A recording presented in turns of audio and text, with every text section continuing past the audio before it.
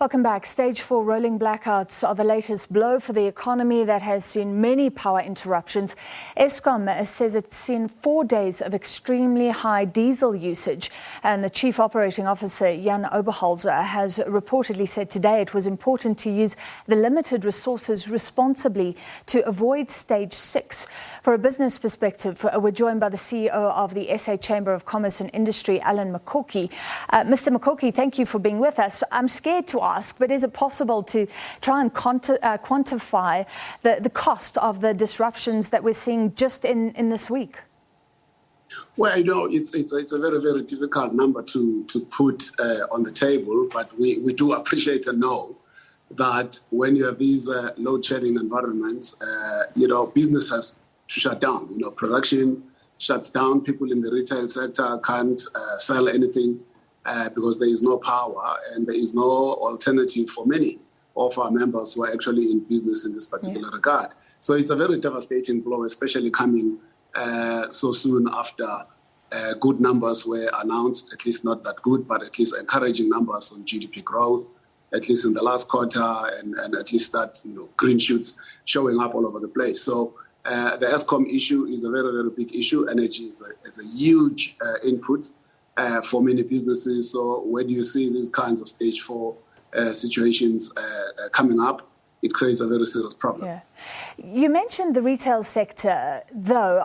Haven't most of the retailers moved to generators? Haven't they been forced to? What are the sectors that really struggle? I would imagine maybe if you're a smaller business, you can have a generator, but if you're huge, the costs are enormous. You need a stable power supply. Well, the fact that we need to appreciate is that just because you have a generator doesn't mean that's not additional cost, because Eskom power is always going to be cheaper than you using a diesel or you using any other form of generator outside of maybe, LNG, natural gas. But all the other forms of power, they tend to be much more expensive. So it's adding to your cost. It's also adding to disruption because you can't power everything. There are restaurants, for instance, that will say, when we don't have Eskom power, there are certain of our equipment that we're not actually able to run or to put on power. So it's a very big issue. And many businesses, by the way, do not have access to alternative energy such as generators. So they need to see what they can do, shut down. Also, it affects consumers. It depends confidence because people want to go out and enjoy themselves when they know that the restaurant lights are not actually working or there's a problem somewhere outside of the malls, because many of these places where people go are not themselves inside a big mall that has got opportunities to have alternative power. So it does dampen the mood and then people don't come in, and obviously it affects the sales and the revenue that could have been generated otherwise. Yeah.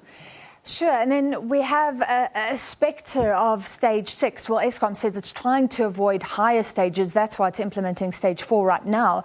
There was even a suggestion that it's not out of the question for us to run out of diesel. And of course, the price affected by the conflict between Russia and Ukraine. To what extent can Eskom blame what's happening right now on Eastern Europe? Can it say, okay, we're in a tough spot, or is that not acceptable given where Eskom is internally?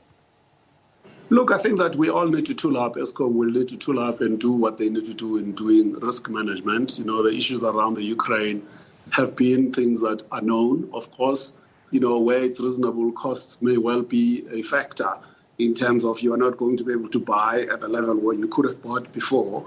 The oil price went as high as it is at this particular point in time. But we can't afford to stage 6. Because that may have a very devastating effect on the economy. So Eskom will have to do what they need to do to make sure that they don't actually run out of gas, of diesel that they need to power their equipment. So in this particular case, yes, I think that business would want to say Eskom was wrong or blame Eskom for any mismanagement or lack of risk management capability in this particular case. It doesn't mean that the diesel is not available or oil is not available. It can only mean that it's far more expensive. And of course, we're also not saying Eskom must run its operations to the ground when they don't actually have the cost or the money to pay for those particular costs. But we do need to say that everything needs to be done to manage the risk that may ensue because of the war in Europe. Can you talk about other industries? Miners, for example, used to complain about power supply. We know that actually mining is a boost for the economy right now. We avoided a tax hike and now they're great levels in commodity prices because of what is going on. Maybe that's one sector, but just give us an overall picture as well, because you spoke about green shoots. I remember hearing that phrase, green shoots, before COVID-19. We were seeing signs of hope in our economy. Are those green shoots still there, or has COVID-19 and now these rolling blackouts squished them? Well, we're referring to the numbers that SA had released the other day, showing that the GDP numbers were moving up, and that was a very encouraging sign. We also, as SABC, run our own numbers via the Business Confidence Index, and we've seen a positive mood, obviously, coming out of our people saying they think that the time for investment is now. People have sort of shrugged off the negative impacts of COVID because, it started off as a very big gorilla that everyone was afraid of. It was going to be something big that all of us didn't know what it meant.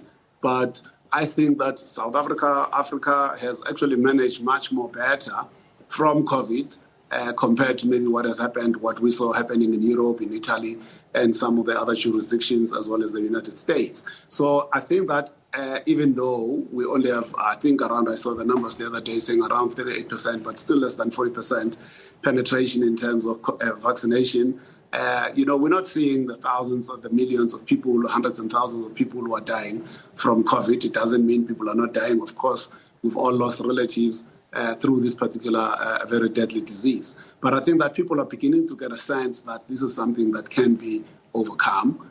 Vaccination is working. All the non-pharmaceutical measures have actually worked, and our hospitals have coped, and our healthcare workers have coped admirably well, given the challenges that they were facing. And I think that people are beginning to think that it's time to go back to business. Let's go work. And then now we are facing another threat of Eskom. We also can't blame Eskom. They've never really said load shedding is a thing of the past. So it's a problem really that is a problem that affects the entire South Africa. And we all need to really, really fold our sleeves and figure a way of solving this particular problem permanently, because what we can't afford, the economy cannot afford, with these rising levels of unemployment, is to affect the economy that would then cause instability in society, in politics, because the economy is not performing. All right, thank you very much. Mukoki, CEO of the SA Chamber of Commerce and Industry. All right.